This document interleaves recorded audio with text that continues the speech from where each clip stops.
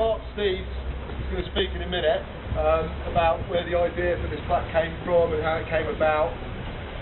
I'm going to say a couple of things about the history and why Thomas Clarkson, this place, the Seven Stars, and the sailors, and Thompson the landlord are important historically. And then we've got a few very esteemed dignitaries here. We're going to say a couple of things. And then we're going to have, I think, Richard Hart, Caribbean historian, is going to unveil the plaque for us. So, got a few things to get through. I'm just going to hand over to Mark now. Let's go with it. Thanks everyone for coming.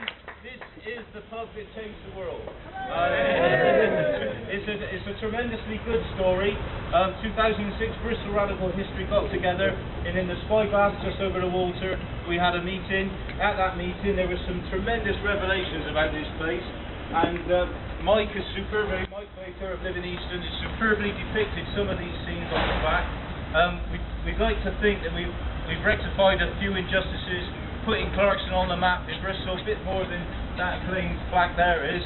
But really this tells all sorts of stories. When we were having this meeting, Peter Linebaum, an American professor, was there, and he talked about the Seven Stars sign and the way it looked, and he thought that it may have had references to the Freedom Train in America. And we looked into it, and in fact it does. The Freedom Train in America, 50 years after Clarkson crossed the threshold of this pub to do all of his great research, that led to freedom for slaves in America, and was a truly great thing. We found other coincidences like the North Star loco from the Great Western Railway and everything else, and again Mike has superbly put this on the plaque. Anyway, I was on that platform with Dave Callum and Matt Stresser. We had a great time, I hope you all have a great time here. You can drink the pub dry, says Steve. So a lot of thanks to him as well. So I'll hand you over to Rod again.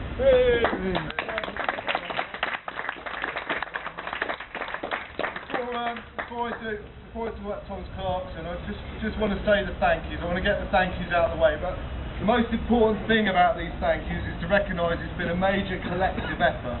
This is not like one or two people who, it's an idea from Mark, but it was a collective effort of people in the Radical History Group and many other organisations in Bristol, individuals involved with this pub. So I'm just going to read out some of the people who helped out with it. First of all, Mike Baker will speak in a minute. He's the plaque designer. Mark Steves, who came up with the idea originally and pushed it through the Radical History Group. Steve and Katie from the Seven Stars pub, and landlords and landlady of this pub, who've been supportive all the way through and have also been heavily involved in doing the historical research. There's some trusts and other organisations who've put some money in. The Lippman Miliband Trust from London, St John's College, Cambridge, which is Clarkson's original college when he was at Cambridge, put some money in. The trade unions, particularly Unison, Unite, Southwest TUC, have been extremely supportive and helped us out financially. Living Eastern, which Mike Baker's involved in. There's been articles in Pipes West and the Evening Post. Ward Signs, who helped us provide the space for Mike to actually work on the plaque. Bristol Civic Society. We've also had some international academic presence. So Marcus Rediker, a writer from the University of Pittsburgh, was heavily involved and also put money into it.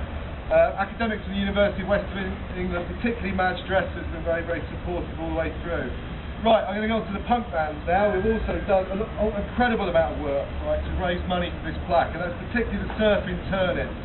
Titch, Jamer, Matt and Ian, and also the Who's Afeared crowd. I think some of them are here at the moment. Cranmore, Dave, Kev, Zoe, Anna and Nixie. We've also done an awful lot of work, particularly Kev in organising gigs down here to raise money. Eugene Byrne and Jerry Brooke from the Evening Post and venue. Gordon Young, who did the film about Thomas Clarkson, the Bristol Film and Video Society, who inspired us.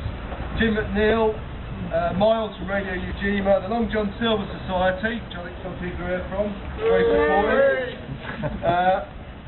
Annie and Bill, who I mustn't leave off there because I'll get in trouble. Dave Cullum, Fred and Vera Trinder, I believe rest in peace, I think. But they put some money into this. Richard Jones from Tangent Books, Randall Brantley, how we could forget him, very, very influential in the Radical History Group. Sophie Gardner, Colin Thomas, Harvey Tadman, bike mechanic and Tadman Cycles, and Ian Bone, who brought me here on a Radical History walk about 5 years ago and said, you know what, this pub's a little bit important. So that inspired me. So all those people, a lot more effort into this, and it's been a year of fundraising and effort. Very honoured to have been given this task. As a Jamaican, I am in a way part of this outrageous practice of enslaving Africans and bringing them to the Caribbean, to the Americas, and to other areas. It isn't only the cruelties, it isn't only the atrocities of the system of the slave trade and slavery, but there are intellectual horrors that they inflicted.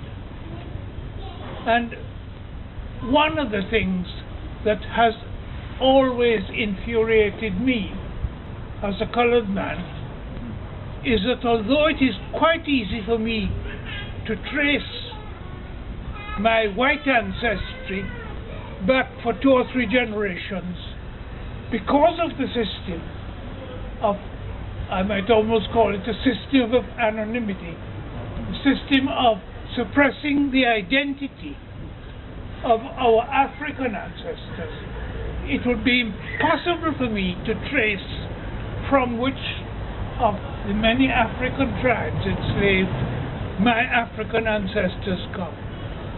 So the atrocities of this outrageous system are not only physical, they are mental, and they are something that humanity will never really live down.